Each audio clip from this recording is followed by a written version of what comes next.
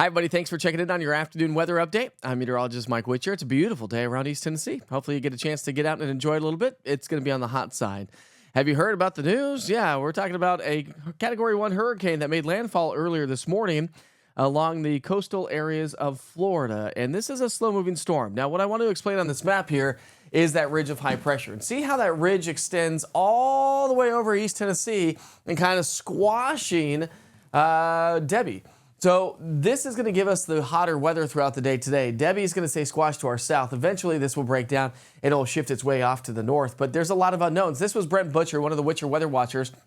He and his wife happened to be down in Indian Rocks Beach, Florida. He said it was nice and calm yesterday morning. Then yesterday evening, it really started to go downhill pretty quickly. Waves were about 6 to 8 feet. Then this was way south of where the hurricane actually made landfall. But here's Debby. And Debby's going to continue to track its way up the eastern seaboard, probably go out into the Atlantic a little bit, maybe curve back. There's a lot of unknowns. Some of the latest track information has it kind of pushing northward. But again, big old area of uncertainty, if you will. It is now a tropical storm. Winds are now gusting to 70 miles per hour. Our next update comes up at 4 o'clock here this afternoon. All right, so here we go. There goes Debby, tracking its way to the north and northeast as we head through the day today into the overnight hours. See how it kind of works its way back into the Atlantic Ocean. A cold front's on the way. And this cold front is going to spill in some pleasant weather for us here in East Tennessee and help to kind of drive Debby up the eastern seaboard. So I just don't think that we're going to see much in the way of rainfall from Debby. When you look at over the next 3 days, you can see all the rain, torrential rain and flooding that's going to be occurring across the southeastern coastline. All the way through Friday, we just don't get a whole lot of activity. And then through Sunday, again, we just don't get a lot. How much moisture from Debby gets the skirt over the mountains of East Tennessee and North Carolina into the Tennessee side is yet to be determined. Remember I talked about the smoke? Yeah, we still have smoke in the air. You've probably seen it. It's a little hazy out there today, and that's going to be the story for the rest of the day as the smoke continues to kind of fill in. These are fires burning across the country. Now, we do have a couple spotty fires around East Tennessee, but that's not what's producing the smoke. It's the fires from the Pacific Northwest and into Canada. Forecast high temperatures, as I mentioned, we're going to be a little bit warmer today. We'll be in the low 90s. Still high humidity, so it's still muggy out there, but not too terribly bad. And that's going to put our heat index values close to 100 degrees throughout the afternoon. So yeah, our heat stress continues to increase. Think about that for coaches and parents who have kids that are going to be out there during the afternoon hours after school, or if school's not started for those kids.